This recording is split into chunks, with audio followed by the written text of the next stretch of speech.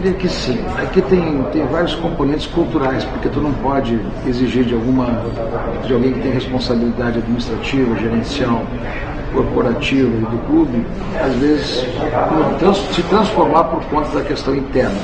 Há uma cultura de cento e tantos anos que as pessoas levam, né? Então nós temos que ter rigorosamente o respeito a essas culturas. Então, na verdade, houve gerentes, tiveram CEOs, tiveram pessoas que eram responsáveis do ponto de vista executivo, mas às vezes faltava a rotina do próprio Conselho de Administração. Conosco, estabeleceu a rotina da fluência. Semanalmente, segunda-feira, às 17 horas, o Conselho se reúne com o CEO e bota todas as matérias em dia. Nós não temos nada, sejam matérias pequenas, sejam matérias médias, sejam matérias estratégicas, sejam matérias de alto nível de indagação, todas elas são passadas pelo Conselho de Administração. Passa, inclusive, pelo Conselho de Administração o nome do técnico, porque no futebol do Grêmio, ou em qualquer clube de futebol, às vezes, poderia ser um tabu. Isso ficaria restrito ao presidente e ao departamento de futebol. Mas essa sistemática tinha muito a ver com a cultura do clube. E nós, que não tínhamos muito a ver com a cultura do clube, resolvemos fazer o processo inverso, resolvemos definitivamente colocar todo o processo em prática, ou seja, reuniões sistemáticas, valorização de todos os assuntos, não importa a sua dimensão, e principalmente transformá-los aquilo em decisões colegiadas que passariam para serem executadas pelo CEO.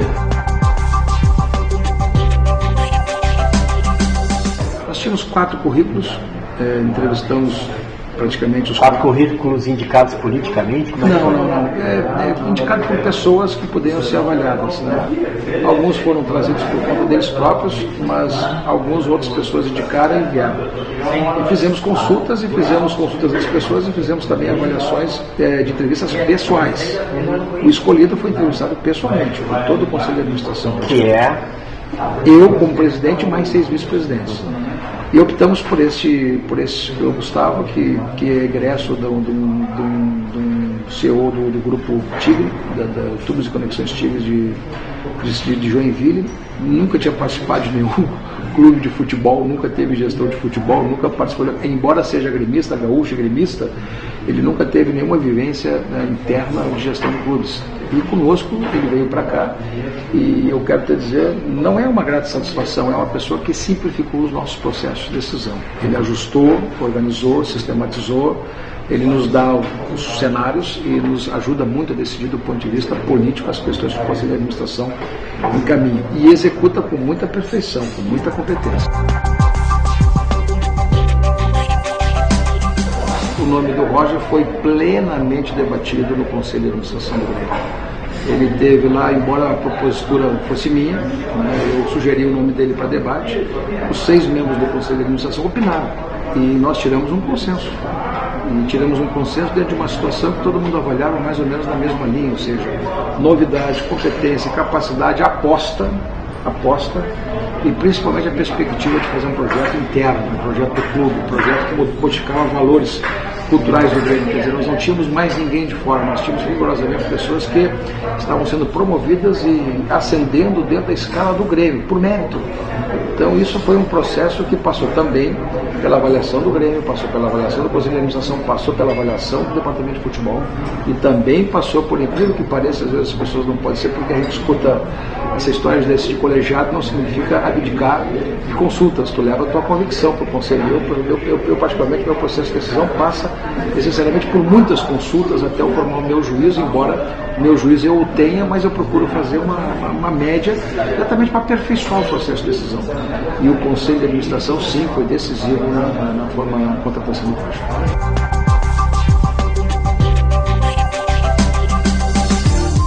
O Conselho de Administração, no caso do Grêmio, são 6. Então, o presidente mais 6. E da reunião participam mais 3. Participam o secretário-geral do Conselho, participa o secretário adjunto e participa também o chefe de gabinete da presidência. E o CEO. E ocasionalmente pessoas convidadas, mas quem tem direito a voto e decisão são os 6 conselheiros e o presidente. Então, na verdade, não são 300 que é o poder legislativo do clube, que é o Conselho Deliberativo. Ali sim se estabelece a política administrativa de gestão e a estratégia do clube, que é a partir dos seus documentos, da sua formatação estratégica, do seu planejamento estratégico e tudo mais, dos seus estatutos, mas basicamente os 6 e mais o presidente definem a política geral do clube.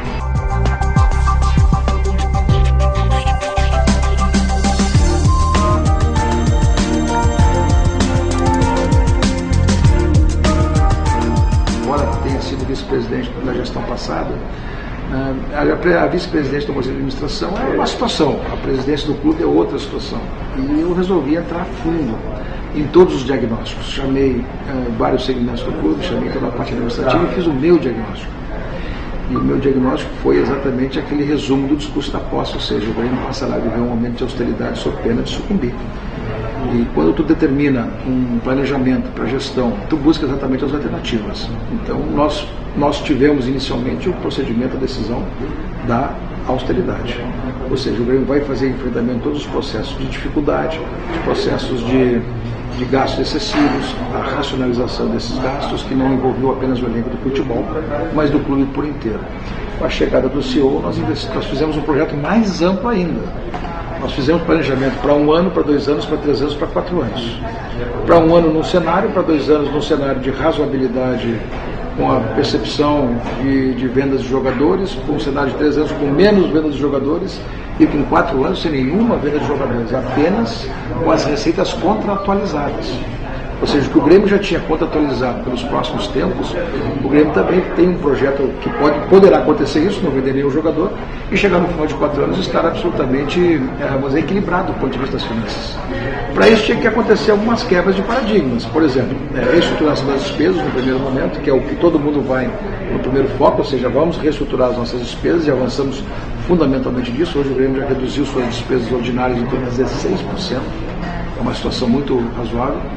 E o Grêmio já trabalha também na perspectiva de aumento de receitas. No aumento de receitas já realizou 7,5% de aumento de receitas, mas nós contamos ainda, nesse período, com a aquisição do estádio, com a aquisição da operação da arena, para aumentar mais ainda a receita, e ali sim nós acreditamos no maior fato econômico que virá pela frente para darmos um salto de qualidade nesse sentido. Mas feito esse processo diagnóstico da queda da despesa, nós atualizamos isso. Hoje nossa despesa para o futebol, por exemplo, são 5.200.000 por mês, bruto. O que é bruto? Direito de imagem, salários, encargos, tudo para um patamar que nós estávamos num nível bem superior.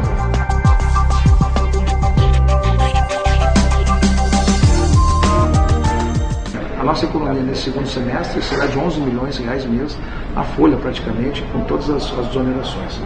E claro que o clube já baixou 10% do seu pessoal e assim vai pela frente. Se nós não tivermos nenhuma receita extraordinária, que seriam vendas de jogadores ou outra situação específica, nós vamos trabalhar num cenário de 4 anos. Buscamos equilíbrio. Por quê? Porque nós já estamos projetando o equilíbrio da gestão para o segundo semestre deste ano. Quer dizer, o primeiro semestre tivemos uma situação, o segundo semestre tivemos outra, mas já estamos projetando para a finalização do ano, no segundo semestre, deste exercício, um equilíbrio de gestão. E é claro que podemos chegar em 2 anos, se tivermos receitas extraordinárias, como a própria, embora a aquisição da arena, da operação da arena, seja uma despesa, o Grêmio terá sim muito mais receitas, porque o Grêmio trabalhará fundamentalmente numa perspectiva de fazer triplicação do número de sócios. E nós passamos do patamar de R$4 milhões para R$10 milhões mês no quadro de sócios. Isso vai nos dar, vamos dizer assim, a autossuficiência. E se nós considerarmos ativos do futebol que o Grêmio tinha no início do ano, com as quebras que fizemos, com as vendas que fizemos, com a gestão que fizemos de tirar muitos jogadores importantes e ficarmos com um nível de jogadores que também significa um planejamento de gestão, na medida que nós ficamos com jogadores com um perfil que nós queríamos, um perfil de grupo, com um perfil coletivo, com um perfil muito importante, de conseguir conviver e harmonizar. Quer dizer, o Grêmio hoje tem um grupo, eu posso te reportar assim, um Grêmio extremamente intelectualizado, extremamente uniformizado, extremamente compactado, no sentido de não ter estrelas e compartilhar os resultados, compartilhar as dificuldades, compartilhar os resultados de uma maneira uniforme. Não é pela dificuldade emocional do grupo que nós vamos sucumbir. Podemos sucumbir tecnicamente, mas pelo equilíbrio das pessoas, pela forma como elas se comportam, eu poderia dizer assim que nós temos um grupo muito... Capital humano, não? Capital humano.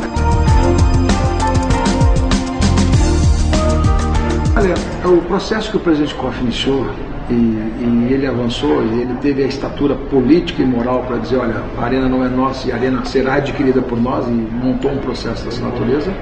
É um processo em andamento, é um processo que está muito sólido, e eu te diria que nessas últimas semanas avançou demais. Falta muito pouco para finalizar toda a estruturação do negócio, falta muito pouco para as partes interessadas dizerem o ok, quer dizer, cada parte tem o seu interesse nessa contratualização, seja OAS, seja banco, seja BNDES, seja Caixa Econômica Federal, seja quem estiver envolvido no processo. Nós estamos muito próximos de ajustarmos todos os interesses. Eu quero te dizer que eu não vejo, o Grêmio fixou um prazo interno até o dia 30 de agosto, porque o Grêmio também teve muitas respostas que ficaram demoradas e, vamos dizer assim, desidiosamente não vieram respostas para o Grêmio, e o Grêmio fixou um prazo até 30 de agosto para tudo se clarear. E estamos conseguindo, neste prazo, conseguir clarear as coisas. Então eu quero te dizer com segurança absoluta que não demora mais de mês, talvez um mês e tanto, o Grêmio anuncia definitivamente a aquisição da operação do estádio.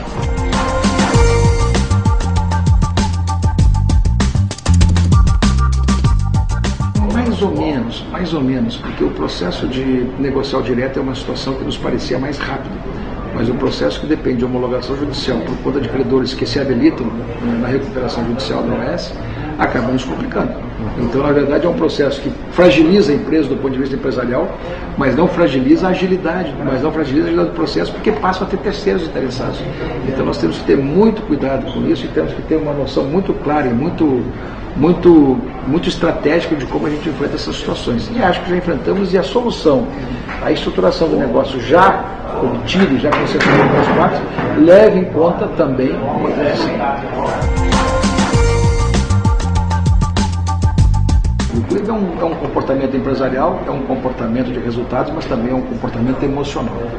À medida em que tu apaixona, fideliza mais pessoas a contribuírem para esse processo, isso vai muito mais rápido. Por isso que eu te digo, nosso grande negócio não é simplesmente vender todos os camarotes, fazer todo o plano de negócio, criar as condições de melhor bilheteria, criar as condições de autoestima. Nosso negócio também é fidelizar um grande número de associados que dão perenidade financeira ao clube. E o nosso projeto todo está voltado para uma nova reformulação do quadro de sócios, cujo objetivo é sair do patamar de 4 para 10 milhões. Este é o principal fundamento, esse é o principal fundamento de todo o processo que nós estamos montando, ou seja, fidelizar, impulsionar, apaixonar e tornar cada vez mais vinculado ao clube os torcedores do Grêmio.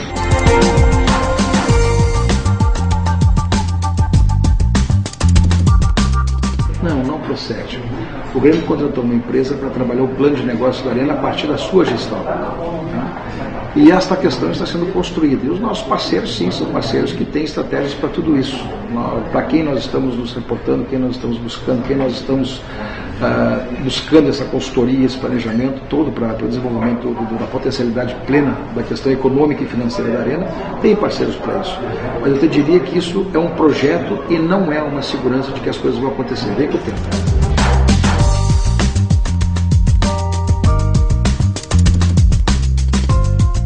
Não me causa indignação, mas me causa preocupação por conta do desequilíbrio. Quer dizer, eu não posso privilegiar clubes por conta de situações de torcida, ou por conta de critérios mercadológicos, simplesmente, e achar que estamos contemplando o financiamento mais rico do futebol brasileiro. Se nós ficarmos só nisso, nós vamos virar rigorosamente uma Espanha.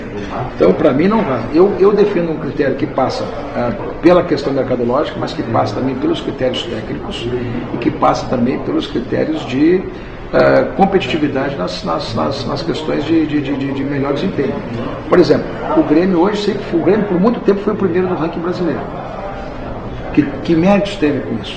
O Grêmio levou 100 e tantos anos para criar um método esportivo de alta performance, de campeoníssimo, e por conta disso chega na hora do financiamento, da repartição das receitas, embora todo o seu método existente, o único critério que se leva é o critério mercadológico. É justo? Não é justo.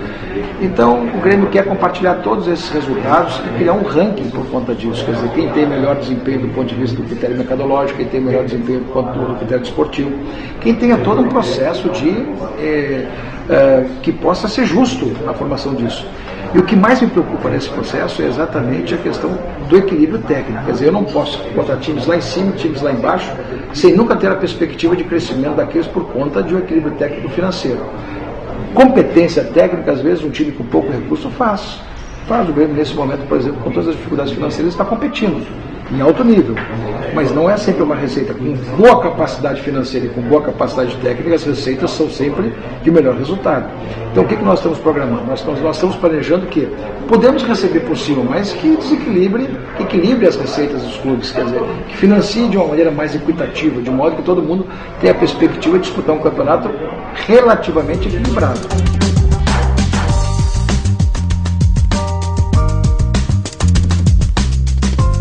Em primeiro lugar, austeridade. Em segundo lugar, não desenvolver um processo autofágico politicamente interno.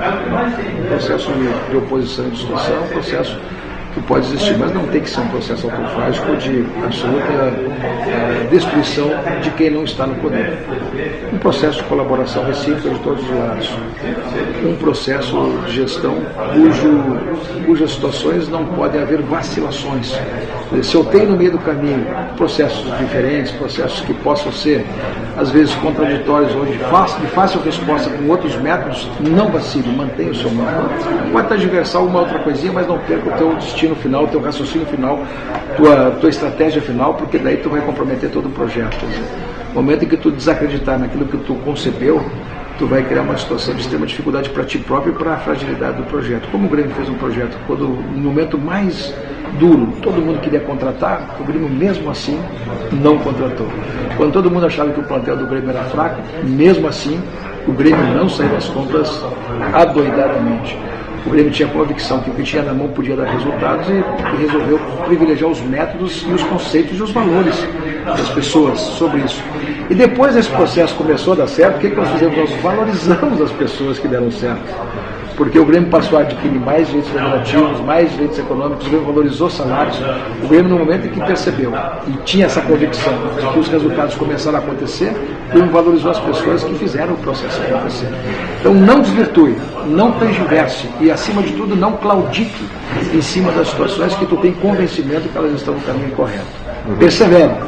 Eu acho que o que mais serve para nós nesse momento é a perseverança de um projeto que tem, no fundo, austeridade, mas também um projeto cultural do Grêmio que sempre deu certo. Envolve treinar a torcida, né? E tem que justificar permanentemente a torcida. Fundamentalmente, todas essas justificações têm que cair no ouvido da torcida e tem que soar como música boa.